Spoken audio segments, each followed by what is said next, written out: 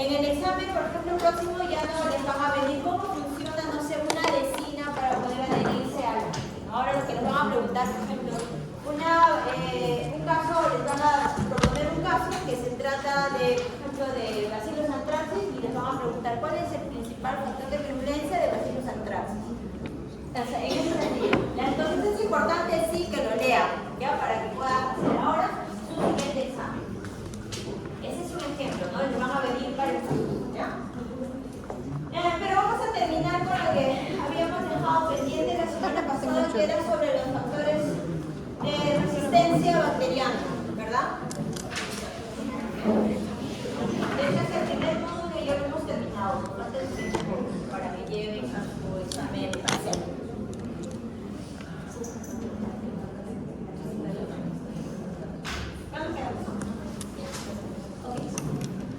Entonces, estábamos hablando en la clase pasada sobre los mecanismos que tienen las bacterias, no las bacterias, primero los antibióticos, de cómo actúan sobre una bacteria, ¿no? Ahora vamos a ver cómo las bacterias reaccionan ante estos antibióticos para adquirir la resistencia como tal. De hecho, hay varios factores que van a favorecer a que una bacteria se vuelva resistente ante un antibiótico.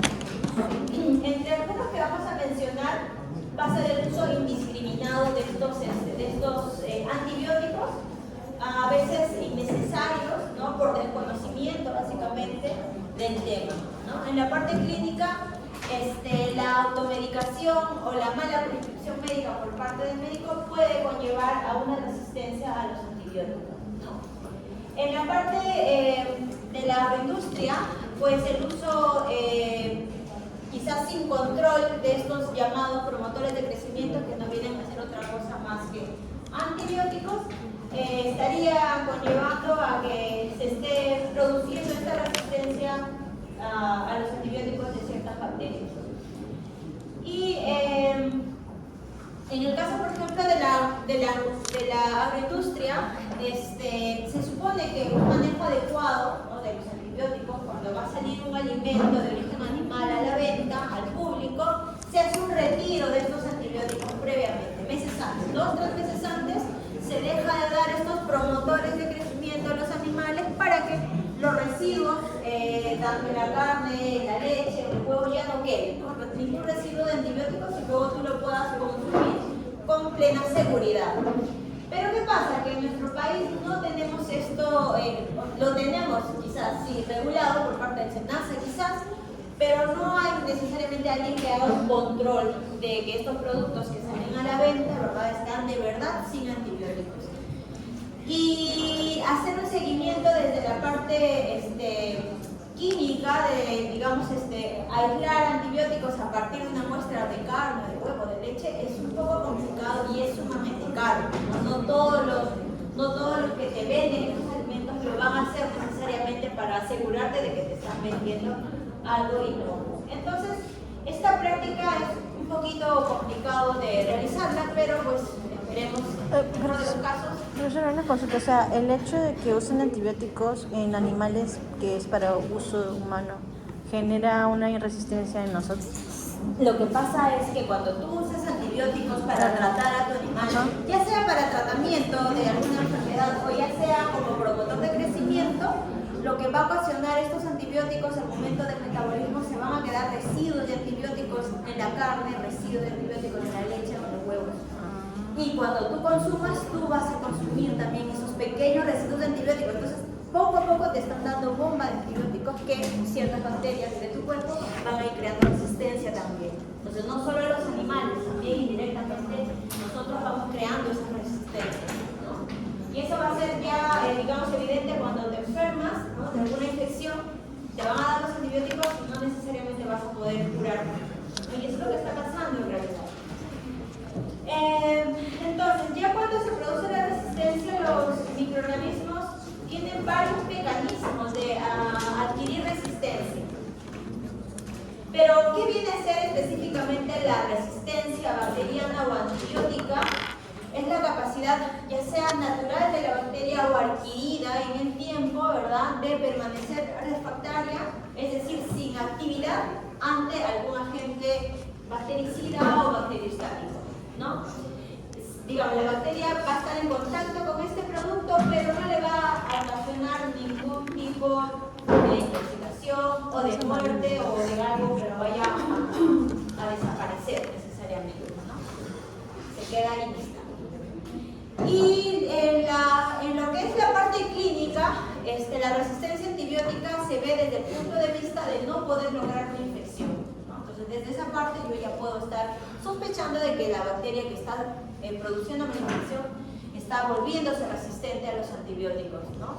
Erradicar al agente patógeno se hace mucho más complicado, mucho más difícil y vamos a tener como consecuencia aumento de la morbilidad o de la mortalidad como tal. Y en el laboratorio, ¿cómo vamos a expresar esta resistencia de los antibióticos? Lo vamos a expresar mediante el aumento de la concentración mínima inhibitoria, ¿no? Decíamos, este viene a ser uno de los principales valores que se toman en cuenta en la biología para determinar si una bacteria está, digamos, muriendo o quedándose sin crecimiento ante un antibiótico, ¿no? Si hay un aumento del signo, entonces eso quiere decir que la bacteria está creando resistencia, ¿no? Cuanto menor concentración sea, pues es mucho mejor. Ya, entonces, ¿de qué forma la bacteria crea resistencia? Existen varios mecanismos de que una bacteria pueda crear resistencia ante un antibiótico. De hecho, se conocen 5 de estos mecanismos. Uno viene a ser desde el punto de vista natural, que una bacteria naturalmente sea resistente a un antibiótico, ¿no? Como por ejemplo cuando hablábamos de las beta-lactamasas que están dentro de las bacterias gram negativas, ¿no? De forma natural, ¿verdad? Entonces, ellas de forma natural van a ser resistentes ya a los antibióticos beta-lactámicos, ¿no? Eso es algo natural propio de ellas. Pero existen otras formas también que ya son adquiridas, como el cambio de la proteína blanco, es decir, del receptor, la lisis enzimática, el cierre de porinas, que son ciertas proteínas que permiten el paso de ciertas moléculas, o las bombas de flujo. Entonces son 5 mecanismos. Vamos a explicar algunas de estas, ¿ya? ¿Cómo es que se llevan a cabo los mecanismos? En el caso de la resistencia natural, ¿verdad? Decíamos es natural porque puede ser que de forma natural la bacteria no cuente con el receptor necesario, ¿no? O sea, digamos, los receptores son componentes proteicos que tienen una composición proteica. Pero puede pasar de que de forma natural esta otra bacteria no tenga necesariamente el receptor así tal cual como este. Por lo tanto, cuando llega el antibiótico, la molécula antibiótico, pues no va a ser reconocido por el receptor, ¿no? No va a haber afinidad por el receptor, por lo tanto, no le va a dejar el ingreso. O en su defecto puede ser de que la bacteria como tal ni siquiera tenga receptores, ¿no? Entonces no va a ingresar pues, el antibiótico. Y esto lo puede hacer de manera natural, que no tenga las condiciones para recibir el antibiótico o permitirle el paso al antibiótico y por el causa pegado. Esta resistencia natural es por transmisión vertical, básicamente, lo va a adquirir de la madre, ¿no? Como lo va a heredar de la madre. Es propio de la bacteria y es innata también. En el caso de la otra forma, que ya es más bien adquirida, cuando la bacteria ya, mediante experiencias previas, ya va a adquirir esta resistencia, puede ser en el cambio de la proteína blanca, básicamente del receptor, ¿no? Puede pasar de que en un inicio quizás la bacteria sí tenga la afinidad para poder tolerar el ingreso de este antibiótico, pero esta sustancia que ha entrado la va a reconocer como tóxica y se va a morir. Ya saben que esa información, la que muere, puede quizás codificarlo en sus genes, las que pueden resistir, y esa otra bacteria la va a tomar, ¿no? Entonces de esa forma va a ser adquirida. ¿Y qué va a pasar, no? Quizás ya no va a tener la misma forma como receptor, sino va a cambiar alguna codificación de sus aminoácidos para la proteína de receptores, entonces ya no necesariamente va a calzar exactamente el receptor con la molécula del antibiótico, ¿no? Va a haber un cambio de la proteína. En el otro caso, esta es otra forma que también es adquirida, que las bacterias adquieren resistencia, que se llama la lisis enzimática del antibiótico. Esto pasa cuando los antibióticos ingresan a la bacteria, logran ingresar mediante los receptores, pero las bacterias también las reconocen como no propias, las reconocen como peligrosas, como que las intoxica, y comienzan a sintetizar enzimas que van a degradar al antibiótico o que las van a desactivar básicamente. Y entonces ya no les van a producir daño como tal, ¿no? Y toda esa información obviamente la van a ir guardando, la van a ir recordando para que su siguiente generación ahora sí tenga la resistencia, ¿no? Y esto es básicamente una análisis enzimática. Existen ya enzimas como las beta-lactamasas, que también son enzimas que van a, digamos, inactivar sobre todo a los beta-lactámicos, pero existen otras enzimas también, ¿no? Que no necesariamente se encuentran en la pared, sino también en el citoplasma. Otra forma es el cierre de porinas. Ahora, las porinas son unas proteínas que funcionan como una especie de poros que permiten el ingreso de varias sustancias, no solo de antibióticos. Generalmente las porinas las van a tener las bacterias gram negativas.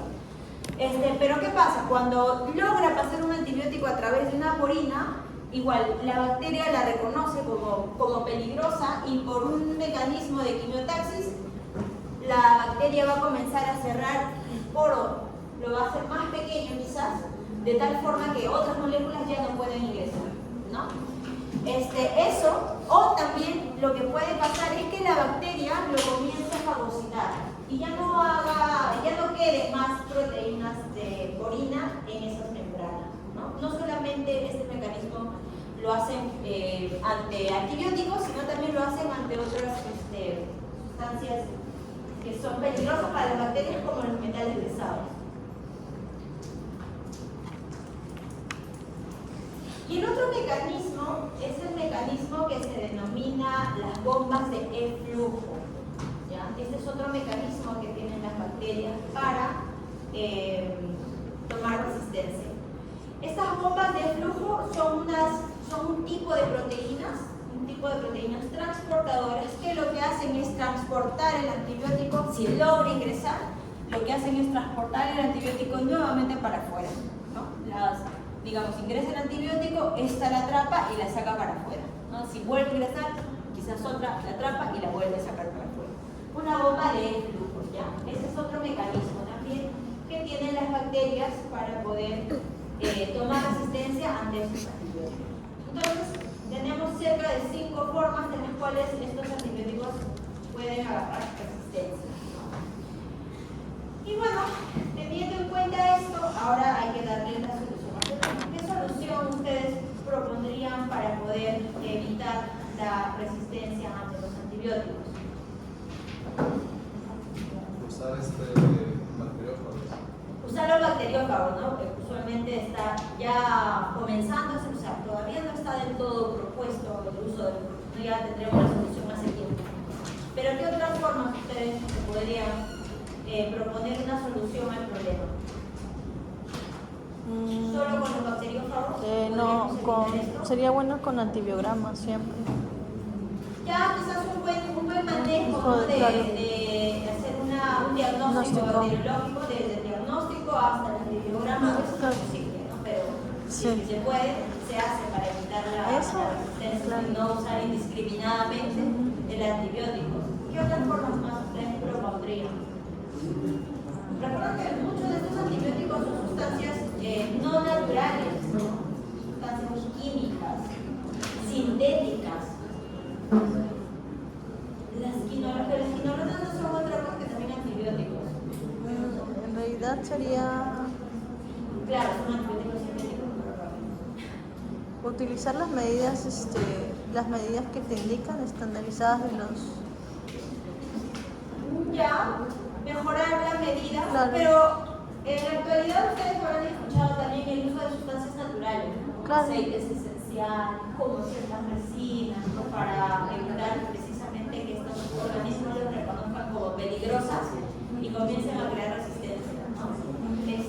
Seguramente, no sé si alguno de ustedes ha cogido o ha abordado el tema de aceites naturales, propuestas, ¿sí? ¿Alguno de ustedes? Para el trabajo final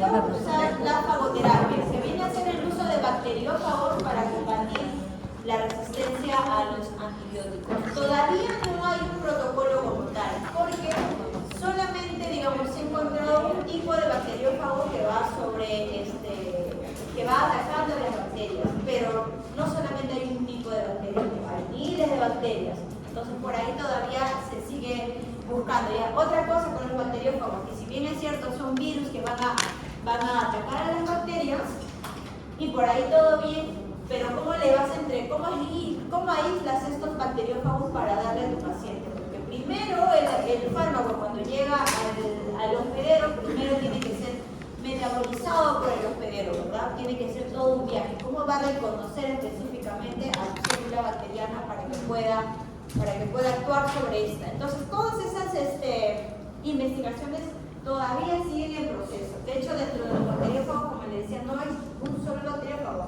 hay miles de bacteriófagos y hay que saber específicamente ese bacteriófago a qué bacteria se dirige y cómo va a llegar si es que tú pretendes usarlo como un fármaco como tal. Ya hay algunas líneas de bacteriófagos que se usan, pero todavía existen ciertos retos que hay que superar, ¿no? Bueno, acá un poco las ventajas y desventajas con el uso de la fagoterapia y el uso de antibióticos. Todavía el antibiótico de momento va a seguir siendo, digamos, el mejor tratamiento, sobre todo para las infecciones bacterianas. Todavía, ¿no? Hasta que encontremos quizás algún otro tipo de solución, quizás desde la parte genética, quizás, ¿no? Podría ser manipulación genética de las bacterias. Otra solución ya desde nuestro lado más fácil quizás, es evitar el automedicarse, ¿no? Y también sugerir a los familiares más cercanos, amigos quizás, evitar esa práctica, ¿no? La automedicación para los antibióticos es peligroso, ¿ya? Interrumpir los tratamientos antes de tiempo también no se debe, ya sabemos por qué, ustedes tienen que explicar por qué no se debe interrumpir un tratamiento de antibióticos, ¿no? Ahora, esto es un poco difícil, ¿no? Evitar el consumo de alimentos es difícil, ¿no? Pero no queda de otra que tener fe y que no va a pasar nada, ¿ya?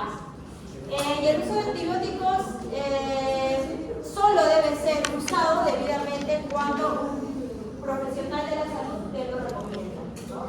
Ellos te van a recomendar en qué dosis, cuántos días, cómo debe hacerse el retiro de estos antibióticos también, ¿no? Entonces eso es importante difundirlo ya para evitar desde nuestro lado esta resistencia a los antibióticos. Recordemos que esto sigue siendo o es, ¿no? Una pandemia desde hace muchos años. ¿Preguntas, chicos? De la fagoterapia.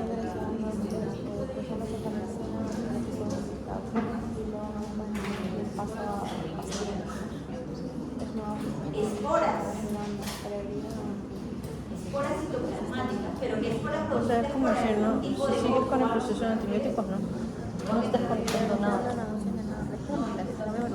Tienes que comentarle. El espacio periplásmico. Pero o sea, en el espacio periplásmico ya existen ciertas enzimas que desactivan ciertos antibióticos. ¿O a qué te refieres exactamente con eso? Oye, ¿verdad que fue Para ese con tipo de bacterias nuestra que ya tienen un espacio periplásmico con enzimas propias para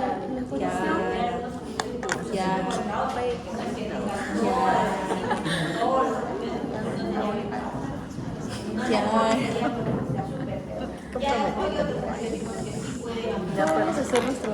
No hay informe entonces, pues. Oye, Si no hay resultados, no hay informe. un poquito más resistentes. no hacemos nada. Cada bacteria tiene su... Es facilito, eso en 15 minutos se saca, ¿sí o no? Profesora, ¿qué pasaría si yo a un paciente le estoy aplicando un antibiótico concentrados y le digo que tal vez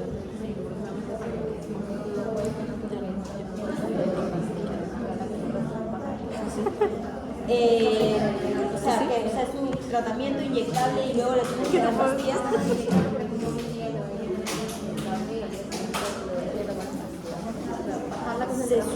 Se suele hacer eso cuando el paciente Ya está. no, sí, o sea, a veces hay humanos que no quieren que les inyectes. Con inyección es bien fácil, 3 días y ya, ¿no? Ya. pero había resistencia porque el paciente dosis la usas?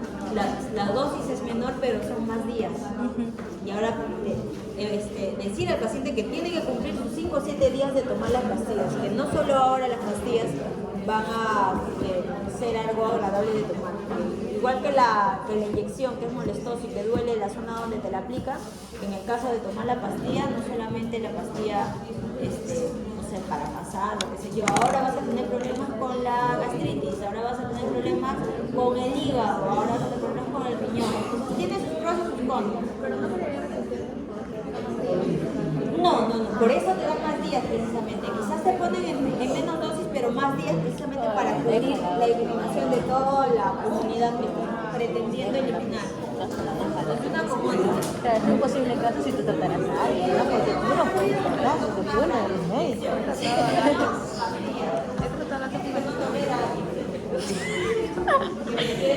siempre Oiga, para el voz especial están hablando. Oye, te lo juro.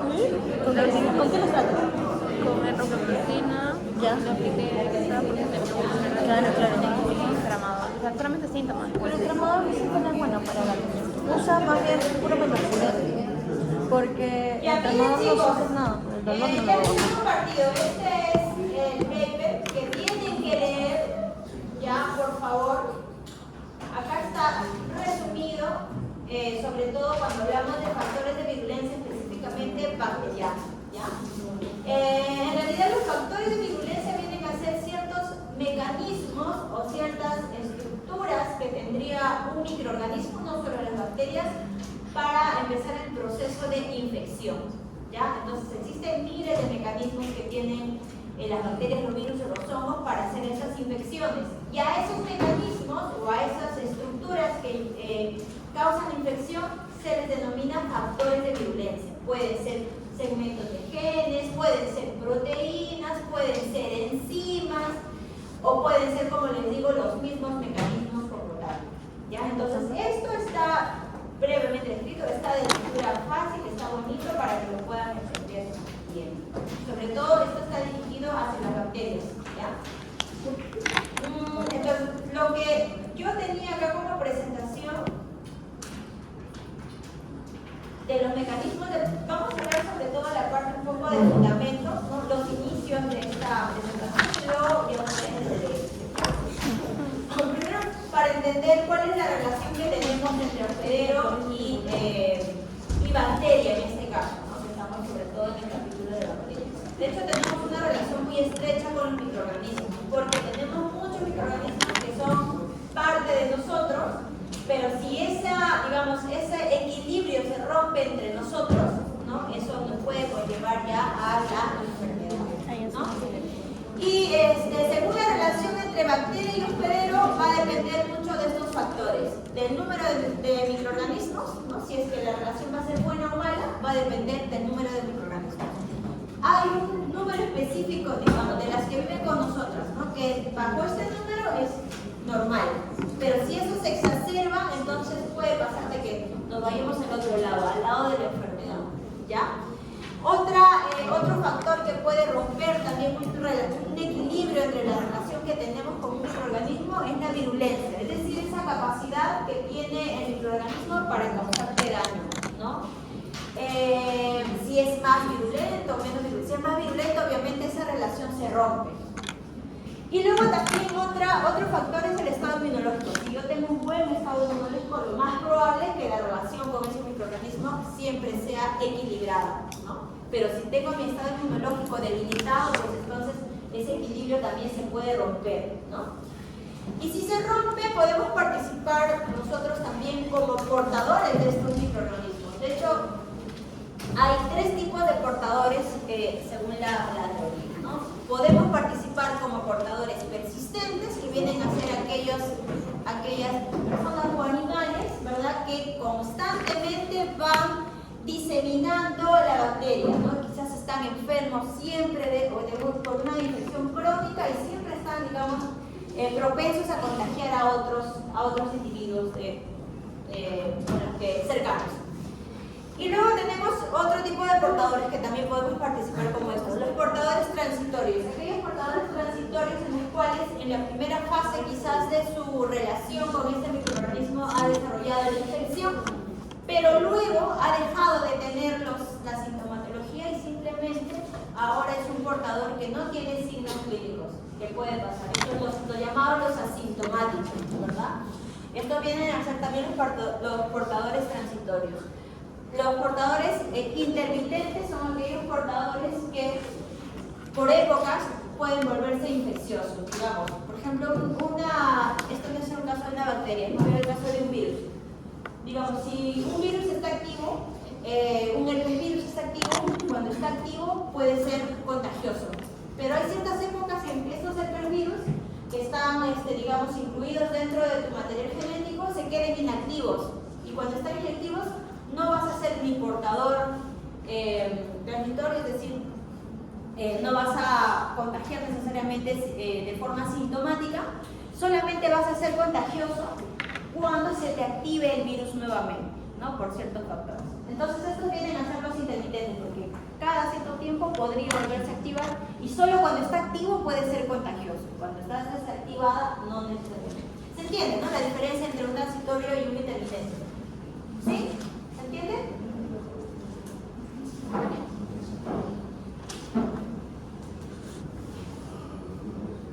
Ahora, tenemos tres formas de interactuar con estos microorganismos. Una de las formas de interacción va a ser de la forma normal, ¿no? De las que van a ser como parte de nuestra microbiota. Microbiota, todo nuestro cuerpo estamos prácticamente compuestos más de bacterias que por células, decía, ¿de acuerdo? ¿No? Parte de la colonización. Otra forma de interactuar es que si por ahí esto se desequilibra y nos quiere causar daño, o por ahí tengo contacto por primera vez con algún microorganismo, mis mecanismos de defensa se van a activar y lo van a eliminar, ¿no? O por ahí, con un lavado, con una limpieza, yo puedo eliminarlo y no me va a pasar nada. Pero hay otro tipo de interacción en las cuales ya puedo desarrollar la llamada infección. Ya cuando me hace una contaminación, cuando ya hay un desequilibrio entre el microorganismo y el hospedador. Si pasamos a la siguiente fase, ya comienza este proceso de infección, ¿verdad? Ya cuando la bacteria está comenzando a hacer daño, puede pasar que el sistema inmune lo destruya y ahí quede todo, ¿verdad?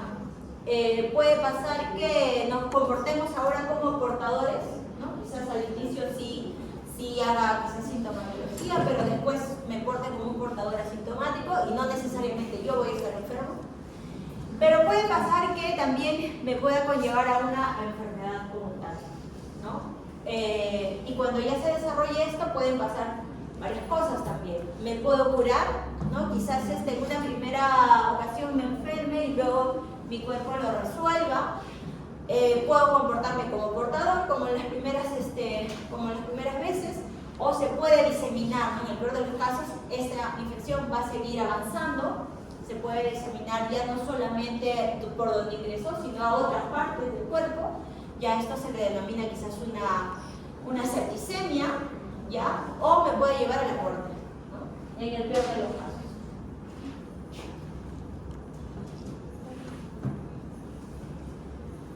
Y para evitar esto, precisamente nosotros contamos con la llamada inmunidad, con nuestro sistema inmune.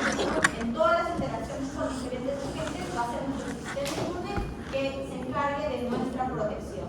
De hecho, el sistema inmune se divide en dos, ¿no? El sistema inmune natural, o también conocido como el sistema inmune innato, ¿verdad? Y este sistema inmune es, digamos, nuestra primera barrera de defensa. Nosotros ya nacemos con este sistema inmune, ¿no? Como la piel, nuestras mucosas, ciertos enzimas que secretamos y nos protegen de alguna manera, ¿no? O los ácidos gástricos también, que es propio de nuestro estómago y también de alguna manera evita que cualquier bacteria infecte por esa zona. Y tenemos la otra, que es la inmunidad adquirida, que es otro mecanismo en el cual nuestro cuerpo también nos defiende. Y este mecanismo, el adquirido, ¿a qué se refiere? Me imagino que eso sí sabe. ¿Qué es una inmunidad adquirida? ¿Por qué se llama adquirida? Porque cuando estás en exposición con otros microorganismos, Lo adquieres a partir del medio ambiente en general, de tu entorno. Ajá, como memoria.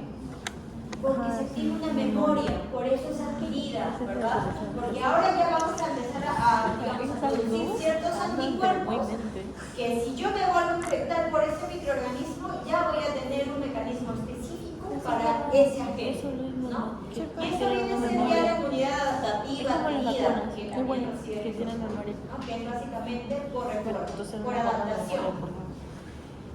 Pero si tenemos esta inmunidad tanto natural como adquirida, ¿por qué nos enfermamos? Esa es la gran pregunta, porque siempre pasa, ¿no? Que finalmente alguien llegue a enfermarse.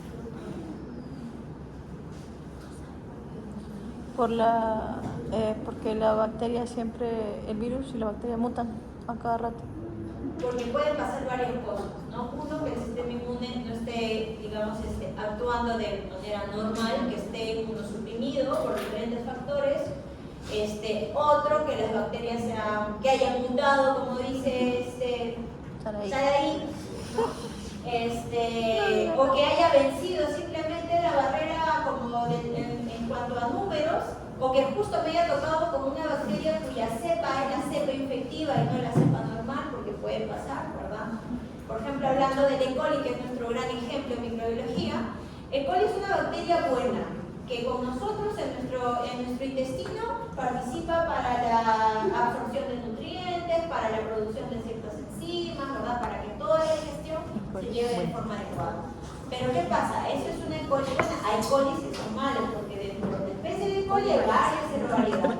Y si por algún motivo yo consumo alguna celovariedad mala, entonces ahí sí voy a tener problemas digestivos. Ahí sí mi sistema inmune no me va a poder defender necesariamente, ¿no? También pasa de que, si, digamos, ¿no? De forma natural, coli vive en el tracto intestinal. Pero si por algún motivo coli va a otro tejido o a otro sistema, como por ejemplo el sistema urinario, que no es lo normal que tenga que estar ahí, también va a ocasionar o va a romperse esa barrera de protección, ¿no? Y nos va a ocasionar una enfermedad. Otra bacteria que también hace parte de la microbiota normal y que está en nuestros intestinos es la Klebsiella, ¿no? Que ustedes han cultivado Klebsiella, me parece por ahí que es mucosa. La Klebsiella, por ejemplo, si por algún motivo ingresa a tu sistema respiratorio, la Klebsiella causa neumonía, porque no es normal que esté en nuestro sistema respiratorio, ¿no? Solamente en nuestro. Profesora, una consulta. ¿Con esa hemos trabajado en el laboratorio? Todas las cepas que hemos trabajado en el laboratorio son cepas aisladas de no sé de dónde, de algún hospital o de algún lado, porque eso las han traído primero acá, las han separado, las han identificado y se han quedado como en nuestro separo. Lo más probable es que sea de algún hospital. Yo creo que están preocupados y están riendo porque se Por eso quedan les para digo, abrir chicos, tengan cuidado cuando abren, ustedes abren su hogar como si nada y mis, no me la ponen la cara. Por eso, tengan cuidado con eso. No es broma, porque así la gente se pasa. O están trabajando con su asa, lo clásico, ¿no? Agarran el asa de siembra, cultivan y todo y lo dejan en la mesa, ¿no? Y por ahí viene otro compañero y puede tocar justo el área donde dejaste tu asa de siembra, ¿no? Hay que tener cuidado. Con eso no necesariamente les digo que se van a enfermar. Ustedes son jóvenes, entonces su sistema inmune me imagino que está sumamente fuerte, pero en esta época que están con exámenes, con trabajo, con exposiciones, pues también el sistema inmune no creo que esté tan para nada. Ya, ok, entonces otros conceptos que hay que tener en cuenta para, digamos, entender un poco el tema es, por ejemplo, el concepto de salud. ¿Qué entendemos por salud? O una buena salud. Según la OMS, una salud o tener salud es un estado completo de bienestar físico, mental, social, ¿no? No solamente lo físico es un buen estado, sino acá ya conlleva lo social y lo mental también, ¿no? Para estar en buenas condiciones, en condiciones óptimas, en condiciones equilibradas. Ahora, ¿qué entendemos por enfermedad? O según la OMS, ¿cómo define a la enfermedad? La enfermedad está definida como un daño o una pérdida ya sea de la función o del órgano como tal, producida por alguna infección o una respuesta mala, no una respuesta por parte del hospedador, básicamente. No necesariamente por la bacteria, ¿no? Pueden ser por otro tipo de consecuencias también. Y en el caso de la infección es la instalación de los microorganismos patógenos, virus, bacterias, hongos, parásitos, ¿verdad?, que pueden generar daño. Pueden o no generar daño, pero generalmente son las que causan daño. Si se rompe básicamente el equilibrio.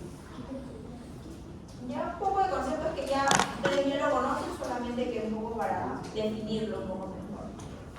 Ahora, otros conceptos que hay que definir y luego con esto lo vamos a dejar porque ya viene la parte de los factores de virulencia, que eso lo van a leer en sus papers, ¿no? Pero para un poco entender la terminología. ¿Qué es un patógeno? ¿Qué es patogenicidad? ¿Qué es virulencia? ¿Y qué es patogenia? ¿Qué es un patógeno? ¿Será diferente a una patogenicidad? ¿O a una patogenia? Que es lo que más confunde son estos tres términos: patógeno, patogenicidad y patogenia. Suenan lo mismo, pero no son lo mismo. ¿Qué es un patógeno? ¿Qué entienden por patógeno? Es una enfermedad Es el agente, ¿no? El patógeno es el agente. Puede ser un virus, como les decía, puede ser una bacteria, puede ser un hongo, un agente infeccioso básicamente, un virus, ¿no? Y la patogenicidad, el mecanismo de cómo este agente va a producir el daño, ¿no? Desde el momento que ingresa.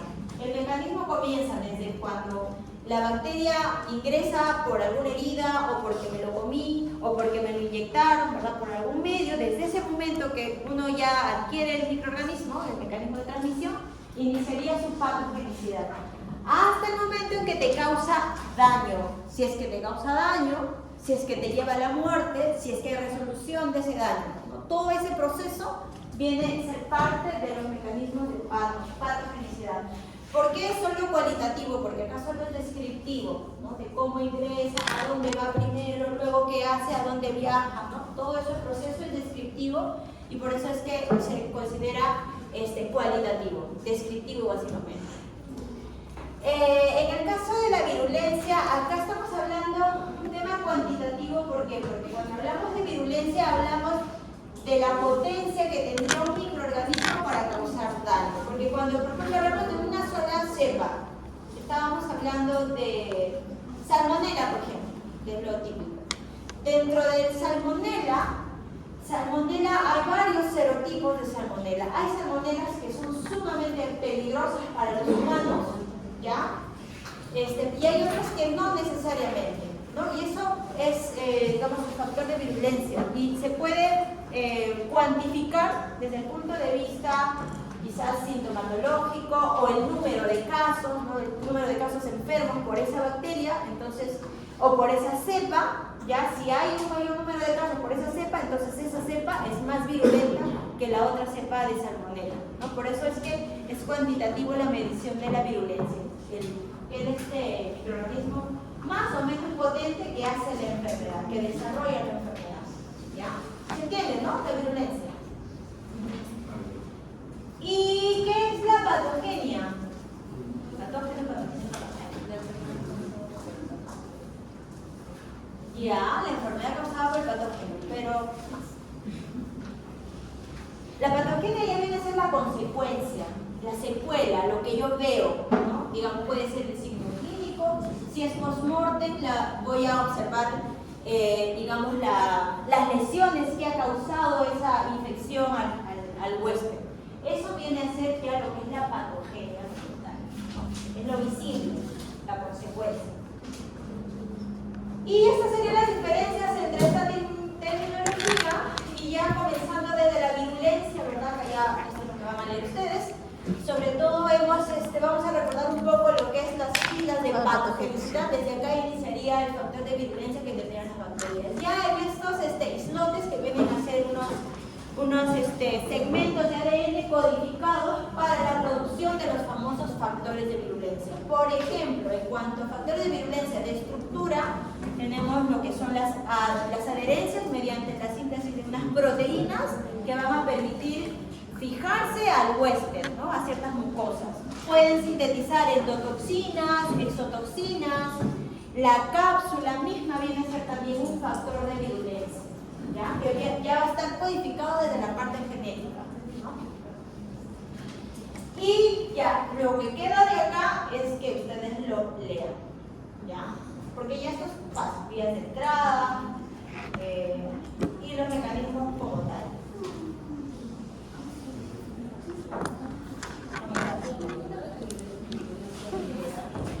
Los factores de virulencia pueden ser los mecanismos o pueden, No, tengo que o pueden ser ya estamos estructuras casi bien, también, tengo o que parte repasar también. de la bacteria que es el causante Pero del lo que daño. pasa es que yo me tengo que No concentrar. solamente del daño, sino desde el inicio del No, es que cada uno se pone su diferente. Sí, por supuesto. Entonces, van a hacer procesos, van a hacer estructuras. Porque en mi casa no me Son los causantes del No, yo tampoco me Chicos, concentro, por favor, pero me voy a mi no se departamento. lean. ¿Ya? Lean el paper, está bien facilito. Son solo, ni siquiera son 10 hojas, porque creo que son 3 de referencias bibliográficas y de ahí lo demás es para de lectura.